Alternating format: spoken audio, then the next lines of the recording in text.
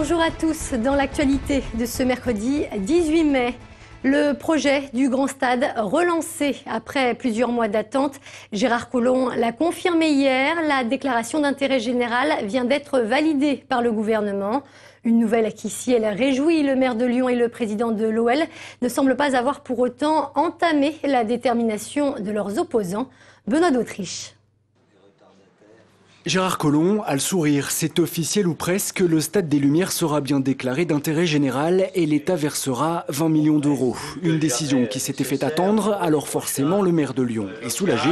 Aujourd'hui, il voit même très loin. Les enquêtes publiques doivent se réaliser avant l'été, donc à partir de là, nous pourrions réviser le PLU, avoir une délibération en octobre-novembre en fonction du calendrier. Et donc à partir de là, voilà, ça sera lancé.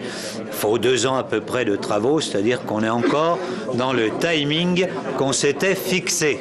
Pour Gérard Collomb, c'est donc un pas décisif. Les enquêtes publiques devraient d'ailleurs commencer dès le 14 juin. Mais pour les opposants au Grand Stade, rien n'est joué. Même déclaré d'intérêt général, le projet n'est pas viable et plusieurs recours vont bientôt être déposés. Est-ce que l'Olympique lyonnais a réellement les capacités à financer son projet ?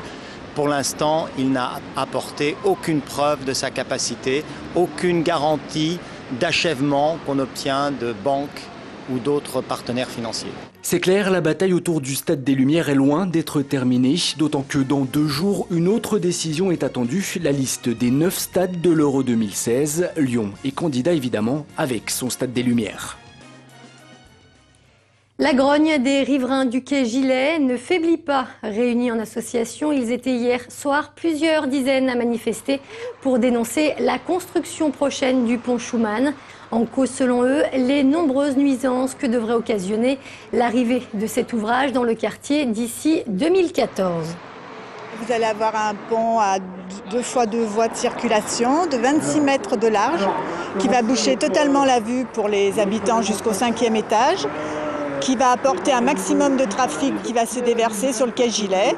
Et donc, parce que le quai n'est pas assez large, on est obligé de nous priver de tous nos parkings sans aucune solution alternative. Nous comptons nous faire entendre à l'enquête publique, évidemment, et dans le cas où à l'enquête publique ne seraient pas reconnus les éléments principaux du dossier, ce que je doute fortement, nous engagerons des procédures contentieuses au niveau du tribunal administratif. Les médecins spécialistes dans le collimateur de la Sécu, selon l'organisme, les dépassements d'honoraires auraient quasiment doublé ces 20 dernières années. Les chirurgiens, les ORL, mais aussi les gynécos et ophtalmos seraient particulièrement visés. À noter que le Rhône fait partie des départements où justement les spécialistes ont tendance de plus en plus à fixer librement leurs tarifs. Place au sport à présent. L'Asvel joue ce soir en quart de finale des playoffs. Les hommes de Nordin Grib affrontent Chalon, véritable bête noire des Villeurbanais cette saison. Les Verts qui tenteront de reconquérir le titre remporté en 2009. Émilie Deschamps, David Segal. L'Asvel s'apprête à affronter ce soir sa bête noire de la saison. Chalon s'est imposé lors des 3 confrontations avec Villeurbanne, 2 fois en championnat et en demi-finale de la Semaine des As. Sur le parquet des Bourguignons pour ce premier match des quarts de finale des playoffs, l'Asvel ne sera donc pas favori.